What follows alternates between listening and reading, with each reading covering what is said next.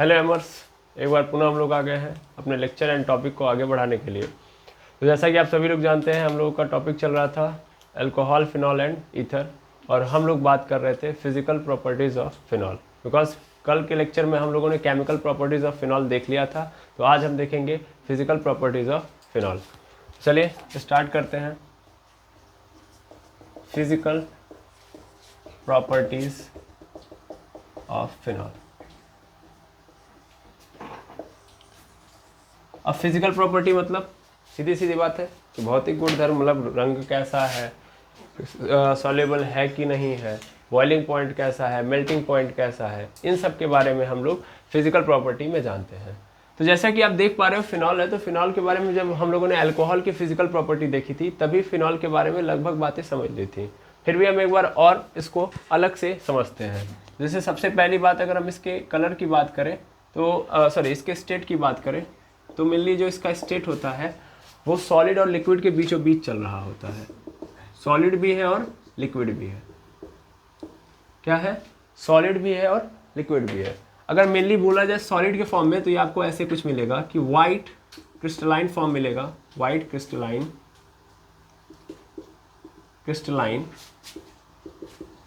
डेलिक्विसेंट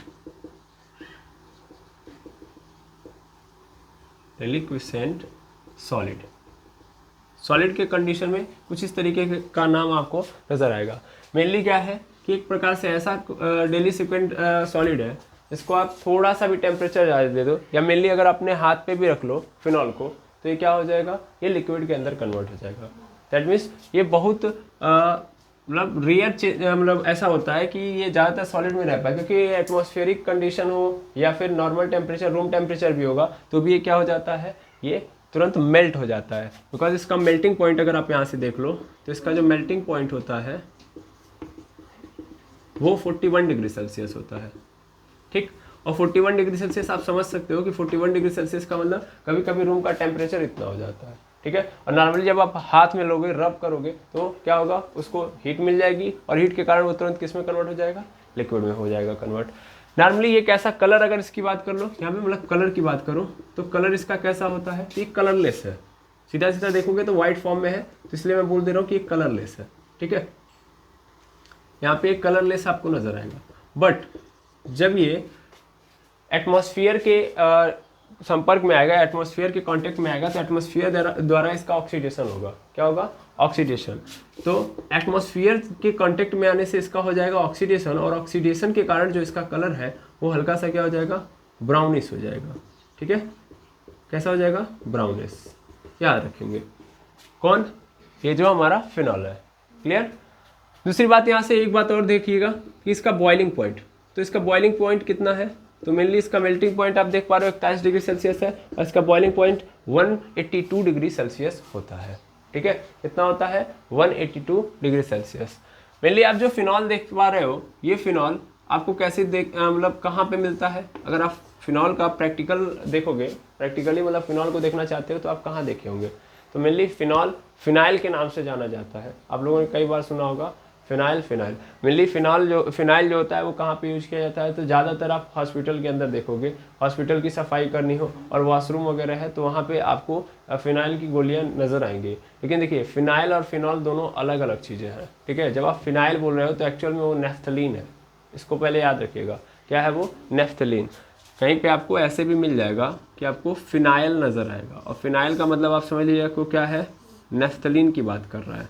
ठीक है, नेफ्थलीन क्या है, एक सब्लिमेटेड सब्सटेंस है ना।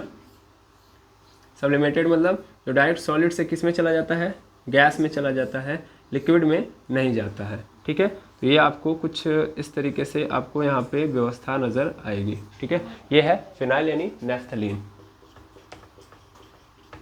ठीक है, ये क्या है, नेफ्थलीन है। ठीक है, नेफ्थलीन को फिनाइल बोलते हैं। अब आप कह रहे होंगे कि फिनॉल क्या है, तो मेनली फिनॉल वो होता है, देखिए ये जो होता है एक्चुअल में इसकी गोलियां रख दी जाती हैं नेफ्थलीन की, तो गोली के फॉर्म में आपको ज़्यादातर नजर आएगा, तो ये फिनाइल है, ये नहीं नेफ्थलीन है। ये सच बात है, सॉलिड फॉर्म में। आप खुद थोड़ा सा ऑब्जर्व करिए, फिनॉल किस फॉर्म में नहीं रह सकता, सॉलिड फॉर्म में ज़्यादा नहीं रह सकता, लिक्विड फॉर्म में इसके होने की टेंडेंसी ज़्यादा है, क्योंकि थोड़ा सा भी अगर इसको क्या मिल गया, टेम्परेचर मिल गया, तो किस में कन्वर्ट हो जाएगा, लिक्विड में हो जाएगा। तो इसलिए आपको ज़्यादातर लिक्विड फॉर्म में मिलेगा। और लिक्विड फॉर्म में जब आप देखते हो तो ज़्यादातर कहाँ पर यूज किया जाता है, सफाई करने के लिए, ठीक है ना, समझ में आ रहा है। तो इसका जो कलर होता है मेनली कैसा होता है, कलरलेस होता है या वाइट होता है कि नहीं है। और दूसरी बात जो इसकी करोगे कैसा होता है, यहाँ पे क्या बोलते हैं, ऑक्सीडेशन करने पे कलर कैसा आ जाएगा, ब्राउनिश हो जाएगा, ठीक है। अच्छा, एक चीज़ और समझेंगे, वो ये कि इसके पास जो गुण होता है, चूंकि हम हॉस्पिटल में इसको क्यों यूज करते हैं, because it has property to disinfect, है कि नहीं है। जो बैक्टीरिया वगैरह होते हैं उनको मारने का काम करता है, किल करने का ये काम करता है, डिसइंफेक्ट करने का काम करता है ना। इसीलिए हम लोग हॉस्पिटल वगैरह में ज़्यादा इसका यूज करते हैं, ठीक है।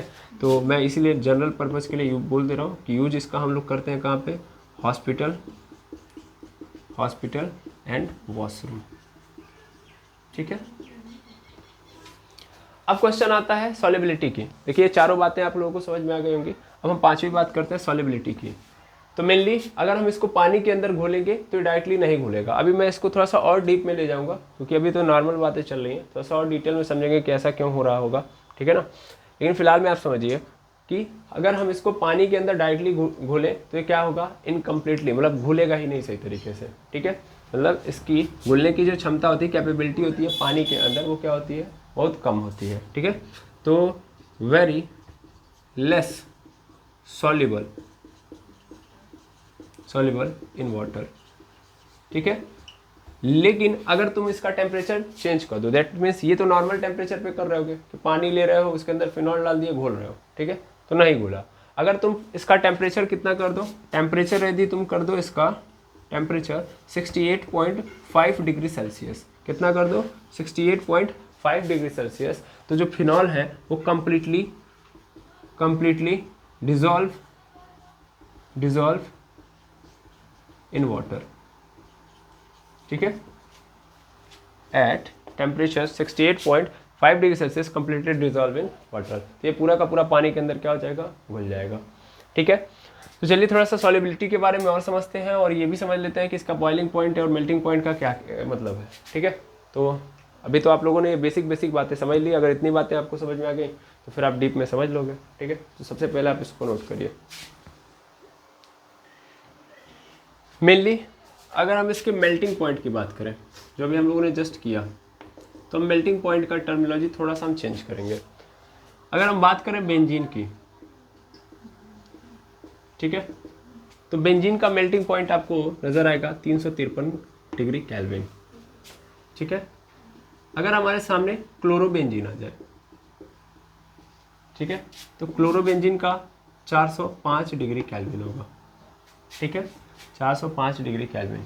और अगर हम किसकी बात करते हैं, फिनॉल की, तो फिनॉल का जो आपको नज़र आएगा वो लगभग 453 डिग्री केल्विन नज़र आएगा, ठीक है। ये फिनॉल का आपको क्या नज़र आएगा, बॉइलिंग पॉइंट, क्लियर है, सॉरी मेल्टिंग पॉइंट, मेल्ट होने का पॉइंट है, क्लियर है।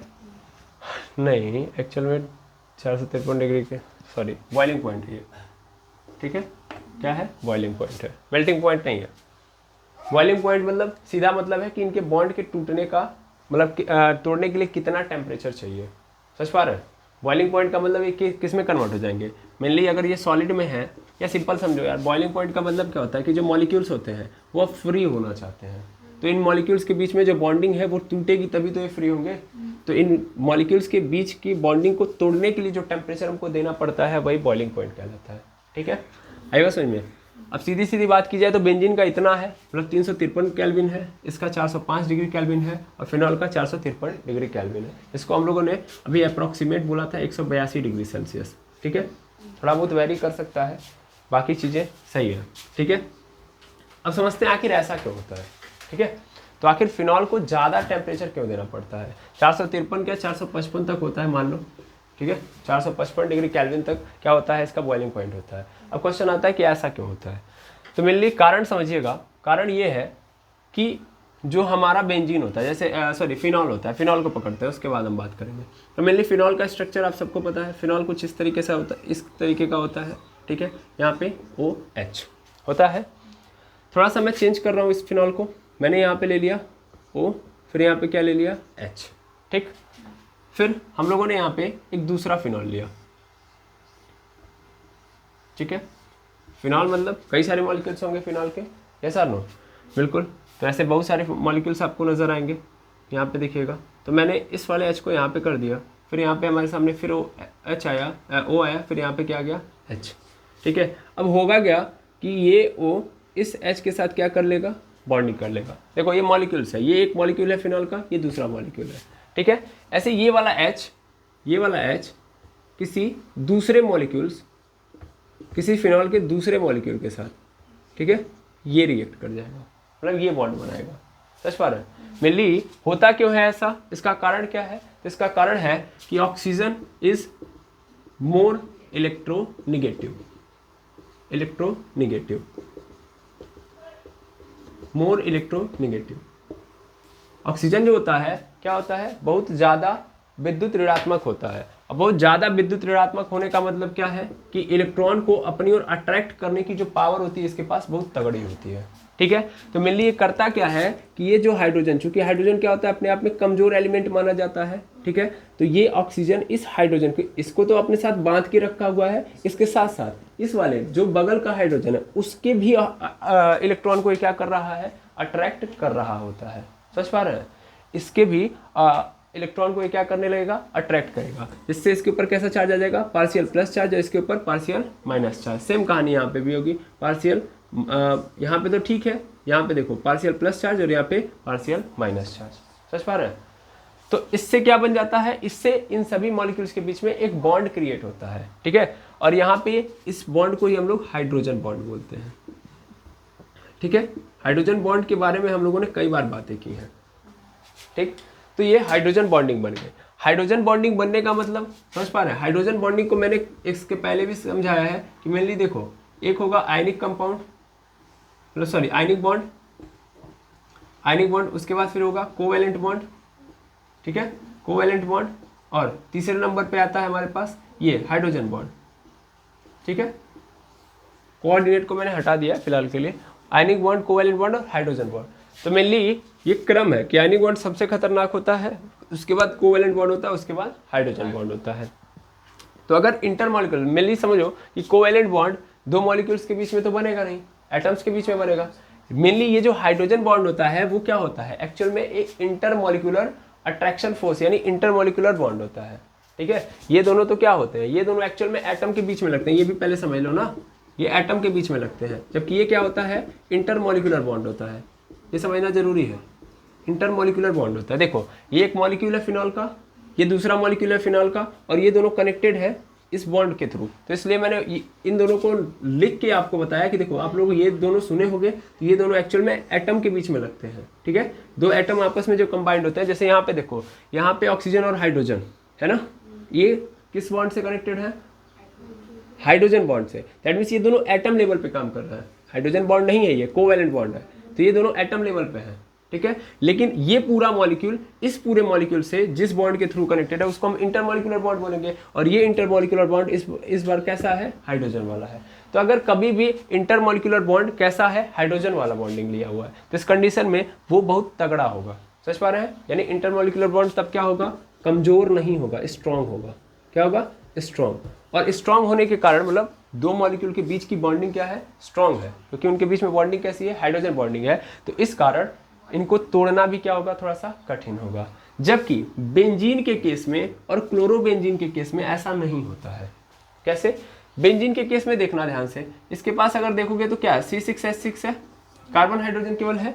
इसके पास देखोगे तो क्या है, C6H5Cl क्लोरोबेंजीन, और इसका होता है C6H5OH, है ना।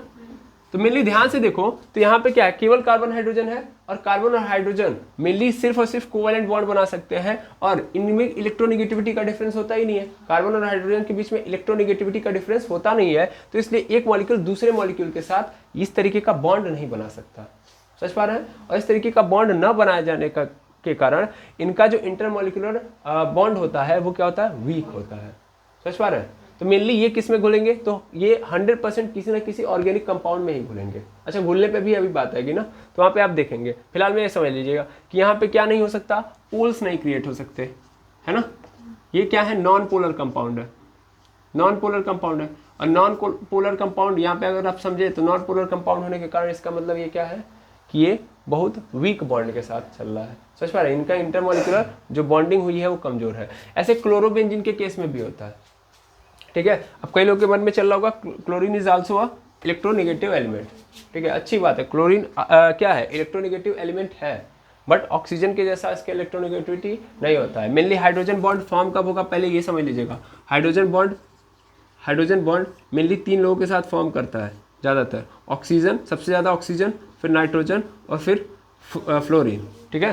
तो मेनली इन लोगों के केस में ही हाइड्रोजन बॉन्डिंग तगड़ी बनती है, बाकी के केस में हाइड्रोजन बॉन्ड उतना तगड़ा नहीं बनता है, ठीक है ना। मेनली सबसे ज़्यादा आपको कहाँ पे मिलेगा, ऑक्सीजन के साथ, ठीक है। आई बात समझ में। तो इसलिए ये क्या करते हैं, ये फिनॉल क्या करता है, इंटरमॉलिक्यूलर बॉन्ड हाइड्रोजन बॉन्डिंग करता है, मतलब हाइड्रोजन बॉन्ड के थ्रू इंटरमॉलिक्यूलर बॉन्ड बनाया होता है, इसलिए इनका बॉन्ड क्या होता है, तगड़ा होता है एज कम्पेयर टू बोथ, ठीक है। तो इसलिए इसका बॉइलिंग पॉइंट क्या है, ज़्यादा है। दैट मीन्स इसके बॉन्ड को तोड़ने में ज़्यादा एनर्जी देनी पड़ेगी। आई होप समझ में आ गया होगा, ठीक है।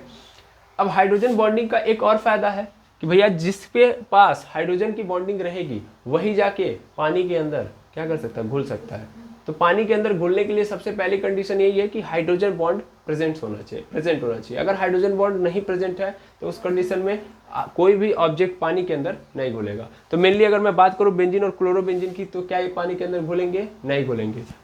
क्या फिनॉल घुल सकता है, बिल्कुल घुल सकता है। तो फिनॉल आराम से घुल सकता है कि नहीं घुल सकता है, लेकिन अभी हमने जस्ट देखा था कि फिनॉल एक्चुअल में जब घुल रहा था तो नॉर्मल टेम्परेचर पे नहीं घुल रहा था। जब मैंने 68.5 डिग्री सेल्सियस टेम्परेचर दिया था तब घुला था, जबकि इसके पास कैसा बॉन्ड है, हाइड्रोजन बॉन्ड है। तो आखिर ऐसा क्यों, चलिए अब उसको भी समझ लेते हैं, ठीक है। ये बात आई थिंक आपको समझ में आ गई होगी।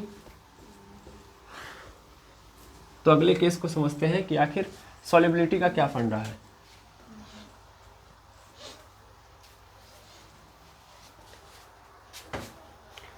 मेनली सॉल्युबिलिटी की यदि हम बात करेंगे,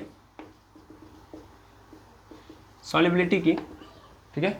तो सॉल्युबिलिटी के अनुसार अगर हम देखें तो फिनॉल घुलता है, पानी के अंदर घुलता है, लेकिन टेम्परेचर ज़्यादा देने पर, ठीक। नॉर्मल केस में ये सॉल्युबल नहीं है। अब इसका कारण मैं समझा रहा हूँ। मेनली अगर हम बात करेंगे फिनॉल की, तो फिनॉल है क्या, एक प्रकार का एल्कोहल ही है, ठीक है। तो थोड़ा एल्कोहल और फिनॉल दोनों को लेके आते हैं तो ज़्यादा आपको समझ में आएगा। इसको मैंने पिछले वीडियो के अंदर भी अच्छे से एक्सप्लेन किया था, एक बार पुनः एक्सप्लेन कर देते हैं। तो एल्कोहल मतलब ROH, ठीक, और फिनॉल मतलब यहाँ भी ROH, ठीक है। यहाँ भी ROH और यहाँ भी ROH, बस ये R क्या है, यहाँ पे बेंजीन है, ठीक है, ये बेंजीन है, बस सिंपल समझिएगा। और यहाँ पे R क्या है, एल्किल है, ठीक, बिल्कुल। अब एक बात समझिएगा, पानी के अंदर अगर मैं देखूं जैसे अल्कोहल और फिनॉल है, तो इन दोनों के 2 पार्ट है, मतलब अल्कोहल के भी 2 पार्ट है, एक तो एल्कीन और दूसरा हाइड्रोक्साइड, ठीक है, यानी OH फंक्शनल ग्रुप। ऐसे ही फिनॉल का बेंजीन और OH 2 ग्रुप है, मतलब 2 पार्ट है। अब देखना, पानी के अंदर अगर घुलने वाली बात की जाए तो ये वाला जो पोर्शन होता है, एल्कीन वाला जो होता है, ये एक्चुअल में हाइड्रोफोबिक होता है, हाइड्रोफोबिक होता है। और जबकि OH वाला पार्ट एक्चुअल में क्या होता है, हाइड्रोफिलिक होता है, ठीक है, हाइड्रोफिलिक पार्ट होता है। ये हाइड्रोफोबिक है, मतलब क्या होगा, ये पानी से डर रहा होगा, ठीक है, जबकि ये पानी से प्यार कर रहा होगा। दैट मीन्स ये पानी के अंदर घुलने वाला पोर्शन है। इसकी वजह से कोई ये पूरा का पूरा अल्कोहल क्या हो रहा है, पानी के अंदर घुल रहा है, ठीक है। ऐसे ही यहाँ भी होगा। देखो ये पुनः ये बेंजीन है क्या, तो एक प्रकार से ये भी एल्किल ही है ना भाई, इसमें भी तो कार्बन और हाइड्रोजन है, ये भी एल्किल है, ये भी एल्किल ही है। तो ये भी क्या है, ये भी हाइड्रोफोबिक पार्ट है। ये क्या है, हाइड्रोफोबिक पार्ट है, ये पानी के अंदर नहीं जाएगा। और ये क्या है, हाइड्रोफिलिक पार्ट है। फिर से दोनों को समझिएगा, हाइड्रोफिलिक पार्ट है, ठीक है, हाइड्रोफिलिक है। अब मेनली समझते हैं हम लोग। देखिए अगर हम अल्कोहल को पानी के अंदर घोल रहे हैं, ठीक है, तो पहले अल्कोहल को समझ लो। तो कौन सा ज़्यादा रहेगा, तो इसकी ज़्यादा टेंडेंसी है घुलने की। सर अगर OH ज़्यादा रहेगा, OH क्या रहेगा, ज़्यादा, तो वो ज़्यादा बेटर तरीके से घुलेगा, और एल्किल यदि ज़्यादा रहेगा तो उतना ही उसकी सॉल्युबिलिटी कम हो जाएगी। मतलब यार ये पानी के अंदर घुलना नहीं चाहता ये वाला पोर्शन, और इसको अगर हम बढ़ा देते हैं, दैट मीन्स ज़्यादा कर देते हैं, तो फिर क्या होगा, ये पार्ट मतलब जो पूरा का पूरा अल्कोहल है वो उतना आसानी से डिजॉल्व नहीं होगा, क्योंकि ज़्यादा पार्ट क्या है, ना घुलने वाला, घुलने वाला पार्ट कम है, तो इसलिए घुलने की क्षमता क्या हो जाएगी, कम। ऐसे यहाँ पे भी तो होगा, बेंजीन वाला पोर्शन क्या होगा, अगर ज़्यादा तो फिर घुलने की क्षमता क्या हो जाएगी, कम। ठीक है सर, ये समझ में आ रहा है, लेकिन आपने दोनों लिखा है, दोनों में हमको डिफरेंस बताइए। मेरे लिए ध्यान दीजिएगा, सॉल्युबिलिटी जो होती है ROH की ज़्यादा होती है किससे, फिनॉल से। तो समझ गए कि कौन ज़्यादा होगा कौन कम होगा, तो किससे क्या फ़र्क पड़ेगा। अब क्वेश्चन आता है कि अल्कोहल की सॉल्युबिलिटी ज़्यादा होती है एज़ कम्पेयर टू फिनॉल से। पहले ये समझ लो, उसके बाद धीरे धीरे समझ में आ जाएगा। तो मेनली कारण क्या है, कारण ये है कि देखो यार, यहाँ पे जो R लिए हो वो एल्किल है, और वो एल्किल मतलब ओपन चेन है, ओपन चेन वाला कंपाउंड है। ओपन चेन मतलब इतना बड़ा ग्रुप नहीं है as compare to benzene. Benzene क्या है, अपने आप में बड़ा ग्रुप है, समझ पा रहे हैं, और यहाँ पे ना घुलने वाला पोर्शन बहुत बड़ा है, जबकि यहाँ पे ना घुलने वाला पोर्शन छोटा है, समझ पा रहे हैं।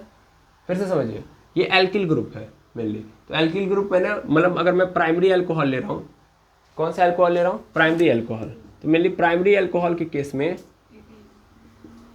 याद रखेंगे, प्राइमरी अल्कोहल के केस में घुलना आराम से है, मतलब आसान है, घुलना उनको क्या है, आसान है, ठीक है ना। प्राइमरी अल्कोहल के केस में इनको आसानी से हम घोल सकते हैं, क्योंकि जो एल्किल वाला पार्ट है मेरा क्या है, छोटा है। छोटा होने का मतलब जो ना घुलने वाला पोर्शन है वो कम है, ठीक।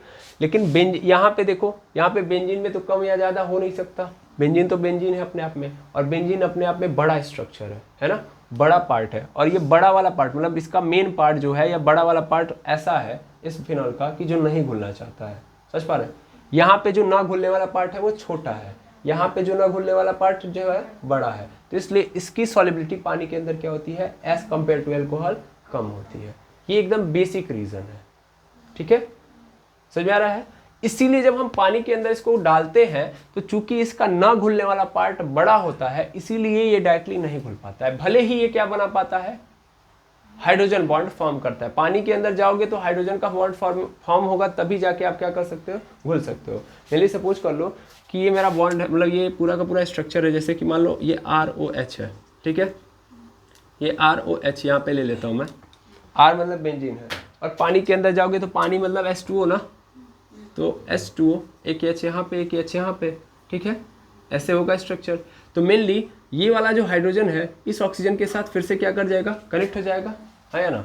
ये क्या है, ये हमारा फिनॉल है, ठीक है, और ये क्या है, वाटर है। तो वाटर का मॉलिक्यूल इस फिनॉल के मॉलिक्यूल से क्या हो जा रहा है, अटैच हो रहा है। क्यों, क्योंकि वाटर के पास है ऑक्सीजन, हमारे फिनॉल के पास है हाइड्रोजन, ठीक है। तो हाइड्रोजन और ऑक्सीजन क्या कर गए, कंबाइंड कर गए, और इन्होंने क्या बना दिया, वाटर का फॉर्मेशन कर दिया, हाइड्रोजन बॉन्डिंग की फॉर्मेशन कर दी, तो घुल जाएंगे। लेकिन प्रॉब्लम क्या है कि ये जितना बड़ा रहेगा, यानी ये बेंजीन वाला पोर्शन जितना बड़ा रहेगा, वो इस हाइड्रोजन को उतना ही अटैच होने से रोकेगा, समझ पा रहे हैं। यानी उतना बेहतर तरीके से क्या नहीं हो पाएगा, फॉर्मेशन हाइड्रोजन बॉन्ड का। इस कारण ये आसानी से पानी के अंदर नहीं घुलेंगे, समझ पा रहे हैं। इसलिए हमको एक्स्ट्रा एनर्जी देनी पड़ती है, 68.5 डिग्री सेल्सियस के टेम्परेचर पे लेके जाना पड़ता है, ताकि क्या हो, इनके साथ इनका बॉन्ड का मतलब देखिए, ये जो R है इस OH के साथ अलग हो, समझ पा रहे हैं, यानी ये टूटे, समझ पा रहे हैं, ये आपस में क्या हो जाए, टूट जाए। जब ये टूटेंगे तो मेनली क्या हो जाएगा, आराम से फॉर्मेशन हो जाएगा, मतलब ये घुल जाएगा पोर्शन। समझ में आया कि नहीं आया। तो हाइड्रोजन बॉन्डिंग आराम से हो जाएगी, और ये जो फिनॉल है हमारा आसानी से घुल जाएगा। तो आई होप आपको ये बातें क्लियर हो गई होंगी कि फिनॉल के अंदर क्या कहानी है, ठीक है, और जितनी भी फिजिकल प्रॉपर्टीज़ है मैंने फिनॉल की आपको समझा दी, ठीक है। चलिए, तो इसको आप नोट डाउन करेंगे।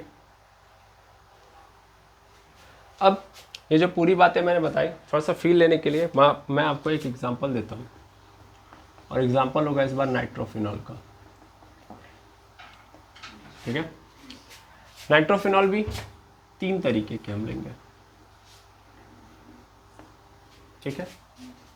अब 3 तरीके के होने का मतलब क्या है, एक होगा आर्थो नाइट्रोफिनॉल, ठीक, दूसरा होगा मेटा नाइट्रोफिनॉल,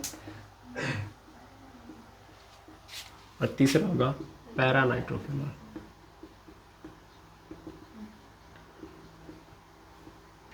ठीक है, अब स्ट्रक्चर देखेंगे तो ज़्यादा बेटर रहेगा।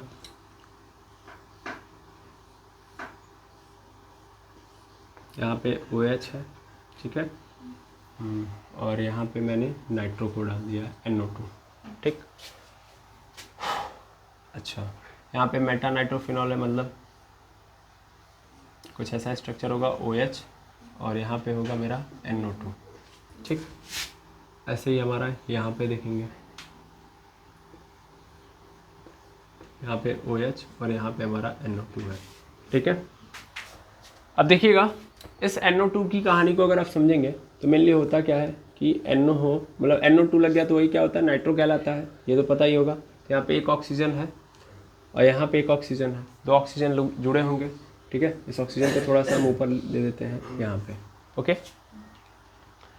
अब मेनली आपको दिख रहा होगा कि ये दोनों के दोनों ऑक्सीजन अनस्टेबल है। अगर देखा जाए तो NO2 से क्या नजर आ रहा है, नाइट्रोजन तो यहाँ पे स्टेबल है बट ऑक्सीजन क्या है, अनस्टेबल है। रीजन बिहाइंड इट खुद आप देख सकते हैं कि यहाँ पे एक सिंगल बॉन्ड से कभी भी एक ऑक्सीजन नहीं रिलाई कर सकता।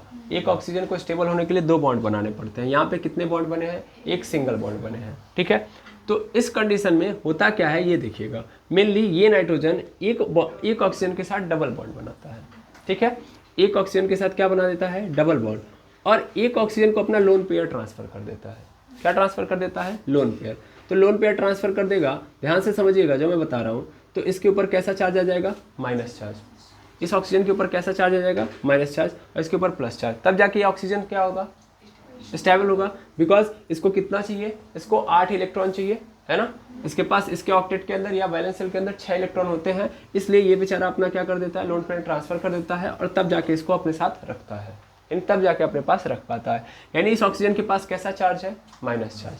अब ये माइनस चार्ज थोड़ा सा आगे जाके क्रिएट करेगा स्टोरी। मेनली देखो ये ऑक्सीजन और हाइड्रोजन है, और हाइड्रोजन हमेशा क्या रखता है अपने ऊपर, पार्शियल प्लस चार्ज, क्योंकि जिसके साथ जुड़ा है वो 100% उसके इलेक्ट्रॉन को एक ना एक दिन लेके भाग जाएगा, उसको पता है, और वो खींच के पहले से रखा है, इसलिए इसके ऊपर कैसा चार्ज है, पार्शियल प्लस चार्ज। तो मेनली ऑक्सीजन के ऊपर माइनस चार्ज और इस हाइड्रोजन के ऊपर पार्शियल प्लस चार्ज, तो इसलिए इनके बीच में क्या फॉर्म हो गया, बॉन्डिंग।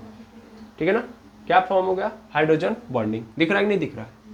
ये कहाँ के केस में आपने देखा, ऑर्थो नाइट्रोफिनॉल, इसको हम लोग ऑर्थो पोजीशन कहते हैं। नाइट्रो ग्रुप अगर हमारा ऑर्थो पोजीशन पे है तो इसको हम बोलेंगे ऑर्थो नाइट्रोफिनॉल। अब यहाँ पे आता है मेटा नाइट्रोफिनॉल। अब मेटा नाइट्रोफिनॉल के केस में भी सेम कहानी चल रही होगी, यस और नो, बिल्कुल। तो यहाँ पे डबल बॉन्ड O, यहाँ पे O, और इस O के ऊपर कैसा चार्ज, माइनस चार्ज। मैकेनिज्म समझा दिया मैंने, लोन पेयर ट्रांसफर हुआ भी है इसलिए माइनस चार्ज है। अब यहाँ पे भी बेचारा ये करेगा ऐसे ही, यहाँ पे H और H के ऊपर क्या है, पार्शियल प्लस चार्ज। क्या यहाँ पे बॉन्ड फॉर्म हो पाएगा, नहीं, बिल्कुल नहीं। क्या हो गया है, बहुत ज़्यादा डिस्टेंस क्रिएट हो गया है। तो क्या ये इस अपने वाले से बॉन्ड क्रिएट कर पाएगा। मेटा के केस में क्या हाइड्रोजन बॉन्ड एक ही मॉलिक्यूल के अंदर हाइड्रोजन बॉन्डिंग क्रिएट हो पाएगी, नहीं। तो होगा क्या, ये वाला किसी दूसरे से क्या कर लेगा, बॉन्ड क्रिएट कर लेगा। दैट मीन्स कोई दूसरा आ जाए, दूसरा मतलब मेरे सामने अगर ऐसे कुछ आ जाए स्थिति, मैं यहाँ पे ले लेता हूँ,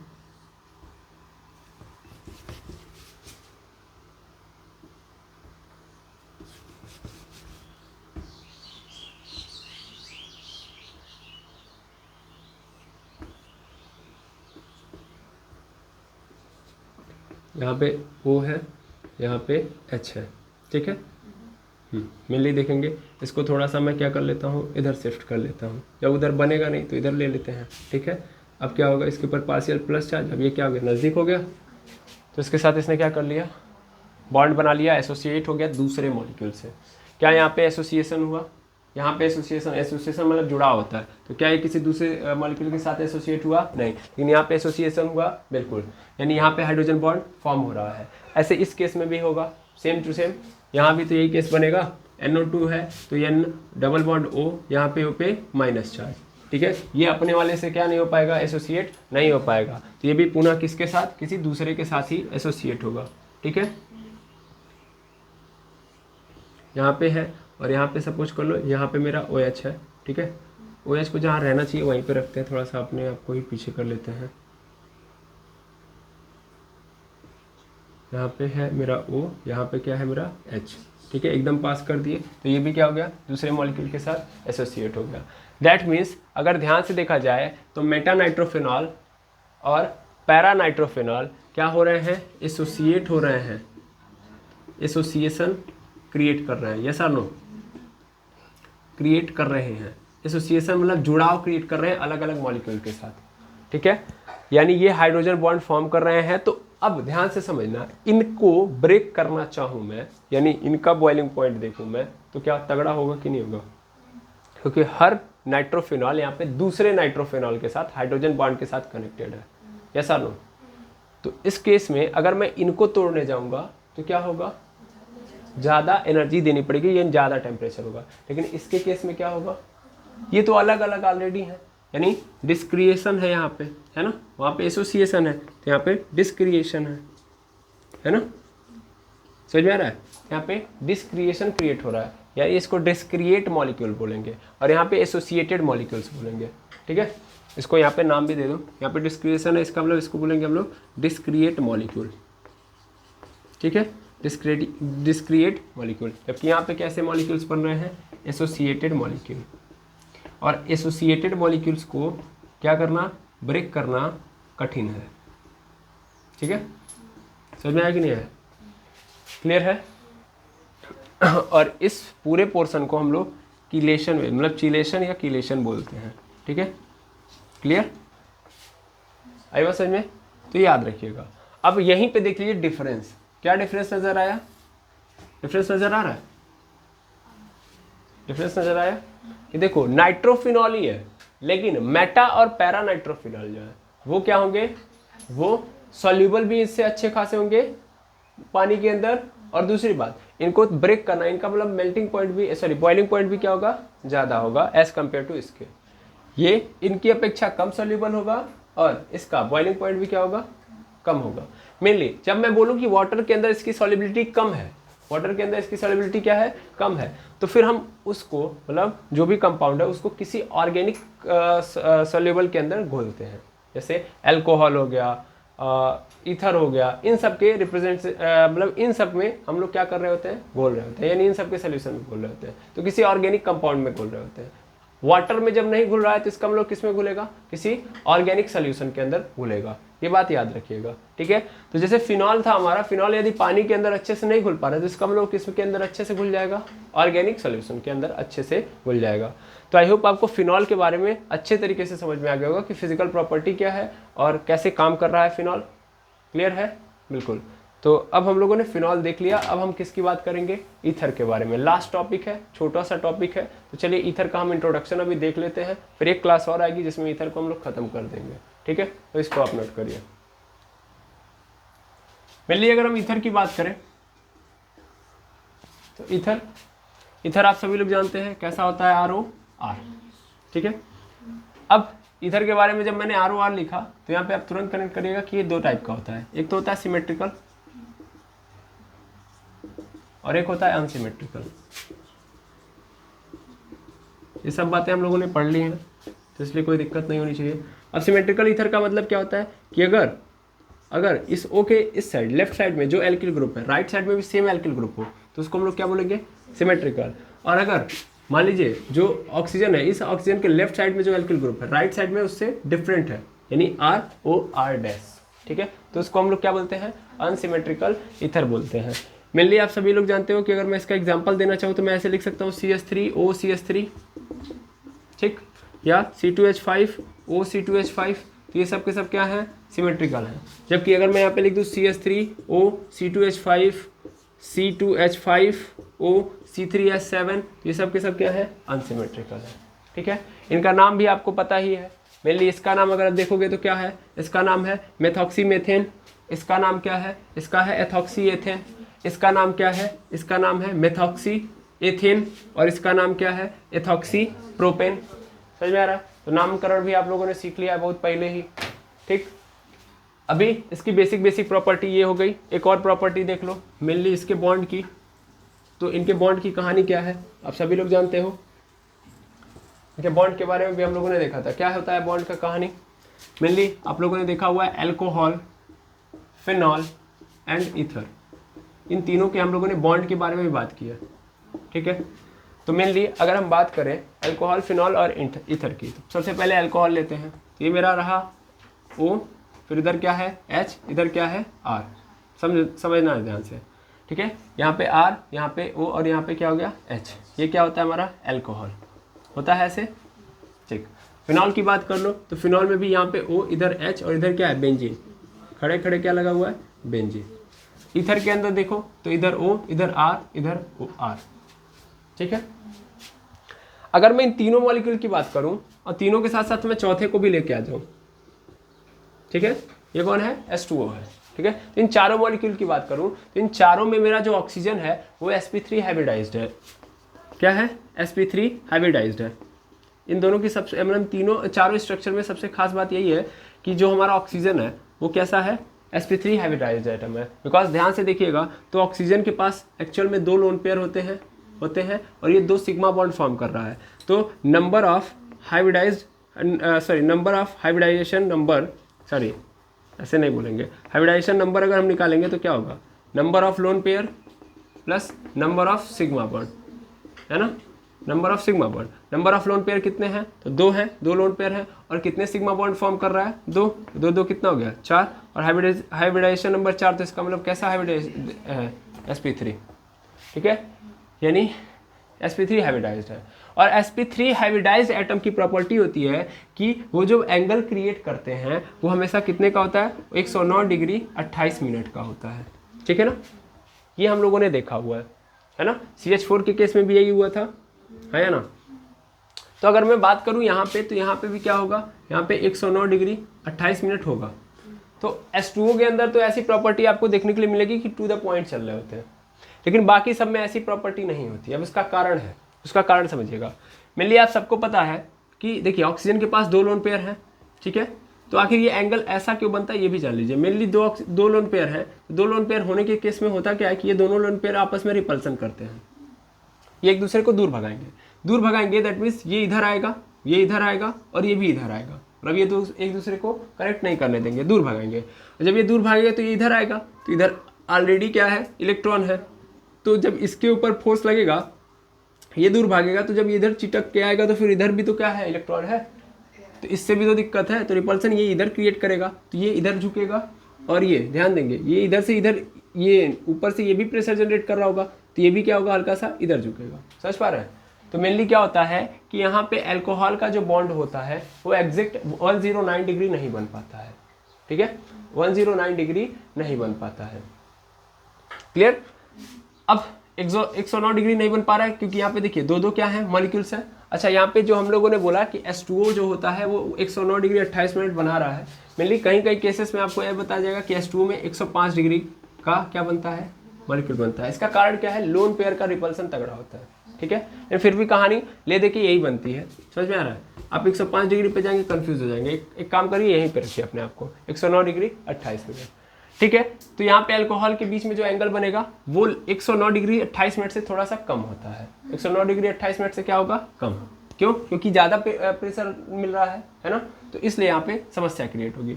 अब समझिएगा ध्यान से, यहाँ पे मैंने बस लिख दिया कि 109 डिग्री से कम होता है, ठीक है, सॉरी 109 डिग्री से कम होगा। यहाँ की कहानी में आओ तो इसके कंपैरिजन में जब यहाँ पे आओगे थोड़ा ध्यान देना, यहाँ भी सेम तो स्थिति है, 2 लोन पेयर यहाँ भी होंगे, 2 लोन पेयर ये यहाँ भी होंगे, दोनों रिपल्सन करेंगे, फिर यहाँ भी ये प्रेशर जनरेट करेगा, यहाँ पे ये प्रेशर जनरेट करेगा। लेकिन अब दोनों की स्थिति में मैं थोड़ा सा चेंज लाता हूँ। चेंज क्या लाता हूँ कि भाई दोनों स्थितियाँ सेम नजर आ रही है, फिर से तो कहानी वही बनेगी, यहाँ पे 109 डिग्री से कम बनेगा, यहाँ भी वही कहानी बन रही होगी, लेकिन थोड़ा सा चेंज लाना। चेंज क्या लाओगे कि देखो अभी हम लोन पेयर के बारे में बात करें कि लोन पेयर के बीच में रिपल्सन पैदा कर रहा है, तो ये लोन पेयर जब इधर खिसक रहा है तो इन दोनों के ऊपर फोर्स लगा रहा है, तो ये बेचारे पास आ रहे हैं। पास आने का मतलब मेरा बॉन्ड एंगल क्या हो रहा है, कम हो रहा है। लेकिन एक बात ध्यान से सुनो, एक बात अगर हम ध्यान से देखें तो अगर ये R है ये H है, तो ये R क्या है, अपने आप में एक बल्की ग्रुप है। बल्की ग्रुप मतलब बड़ा ग्रुप है ना, ये अपने आप में एक बड़ा ग्रुप है। और इधर कौन है, H है। यहाँ पे ये बल्की ग्रुप, यहाँ पे कौन है, H है। बल्की ग्रुप मतलब भाई बड़ा ग्रुप है, कार्बन और हाइड्रोजन होंगे कि नहीं होंगे, तो एक बड़ा ग्रुप प्रिपेयर करेंगे, बड़े मॉलिक्यूल्स बनेंगे और इधर एक छोटा सा मॉलिक्यूल है, ठीक है। तो ये बड़ा वाला मॉलिक्यूल भी इसके ऊपर क्या करेगा, प्रेशर जनरेट करेगा। दैट मीन्स इधर से भले इसके ऊपर प्रेशर आ रहा है, लेकिन जब ये इधर की ओर आएगा तो ये इसको क्या करेगा, ढकेलेगा कि भाई नहीं, तुम मेरे पास एकदम नहीं आ सकते। तो इससे क्या होगा, इनके बीच में इधर भी रिपल्सन स्टार्ट है ना, इधर भी रिपल्सन है और ऊपर से भी रिपल्सन है, ठीक है। अब जो ज़्यादा जीतेगा, मतलब जो जैसा रहेगा उस अनुसार क्या होगा, बॉन्ड एंगल फॉर्मेट होगा। तो चलो यहाँ पे तो काम चल जाएगा, यहाँ पे काम चल जाएगा, भले ही बल्कि ग्रुप है लेकिन बहुत बड़ा ग्रुप नहीं है जो हाइड्रोजन को इतना ज़्यादा प्रेशराइज कर पाए। लेकिन बेंजीन के केस में एल्किल से बड़ा ग्रुप है, जस्ट इसके पहले समझाया हूँ, तो इसका मतलब ये ज़्यादा प्रेशर जनरेट करेगा। तो ये तो थोड़ा सा पास आ भी जाएंगे, लेकिन ये बिल्कुल का मतलब ऐसा नहीं बोल सकते कि बिल्कुल नहीं आने देगा, लेकिन इसके कंपैरिजन में ये बहुत पास आने नहीं देगा। दैट मीन्स अगर देखा जाए तो अल्कोहल का सबसे कम बॉन्ड एंगल होगा, है ना। बॉन्ड एंगल का अगर हम सीरीज दिखें तो बॉन्ड एंगल के केस में अल्कोहल का सबसे कम बॉन्ड एंगल होगा, फिनॉल का अल्कोहल से भी ज़्यादा होगा। और थोड़ा ईथर की बात कर लो तो ईथर में ध्यान देना, तो अभी तक केस में ये था कि एक साइड बड़े ग्रुप थे, दूसरे साइड हाइड्रोजन था, है समझ में। और ईथर के केस में दोनों साइड क्या आ गए, बड़े बड़े ग्रुप आ गए, समझ पा रहे हैं। तो इधर भले ही लोन पेयर का रिपल्सन आपको दिखाई दे, भले ही लोन पेयर का क्या दिखाई दे आपको, रिपल्सन, लेकिन इधर नीचे क्या है, बड़े बड़े ग्रुप है। और इन बड़े बड़े ग्रुप होने के कारण इसका जो बॉन्ड एंगल होता है वो लगभग 110 डिग्री हो जाता है, या 110 डिग्री से भी ज़्यादा होता है। समझ में आया, आई बात समझ में। तो यानी सबसे ज़्यादा बॉन्ड एंगल कहाँ पे क्रिएट हो रहा है, ईथर में। क्यों हो रहा है, कारण समझ में आ रहा है, क्योंकि बोथ आर बल्की ग्रुप, ये एक दूसरे के ऊपर रिपल्सन क्रिएट करेंगे, एकदम पास आने नहीं देंगे। समझ में आया, तो ये स्थिति बनती है। आई होप आपको ये पूरा का पूरा कॉन्सेप्ट समझ में आ गया होगा ईथर के बारे में। ईथर का बॉन्ड एंगल ऐसा क्यों होता है ये समझ में आ गया, मतलब ज़्यादा होता है अल्कोहल, फिनॉल और ईथर में सबसे ज़्यादा बॉन्ड एंगल ईथर का होता है, क्यों होता है ये समझ में आ गया होगा, ठीक है। अब जब ये बात समझ में आ गई तो अब इसके बाद हम इसको क्या करेंगे, प्रिपेयर करने की मतलब कहानी को समझेंगे कि प्रिपेयर कैसे करेंगे। अच्छा देखिए, यहाँ पे तो बस मैंने एक रेफरेंस लिया था ताकि मैं ये दिखा पाऊँ कि जैसे कि देखो ऑक्सीजन यहाँ भी है, इधर भी हाइड्रोजन, इधर भी हाइड्रोजन। अच्छा देखो सभी के कंपेरिजन में यहाँ पे ठीक ठाक बन रहा है, कारण क्या है कि दोनों साइड क्या है, हाइड्रोजन है, छोटे छोटे मॉलिक्यूल है। यहाँ पे कंपेरिजन में देखो एक साइड बड़ा मॉलिक्यूल, एक साइड छोटा मॉलिक्यूल, एक साइड बहुत बड़ा मॉलिक्यूल, फिर एक साइड छोटा मॉलिक्यूल, फिर इधर बहुत बड़ा मॉलिक्यूल, बहुत बड़ा मॉलिक्यूल। समझ पा रहे हैं, तो इस तरीके से चल रही है चीज़ें। आई होप समझ में आ गया होगा। तो ये बेसिक प्रॉपर्टीज़ थी ईथर की।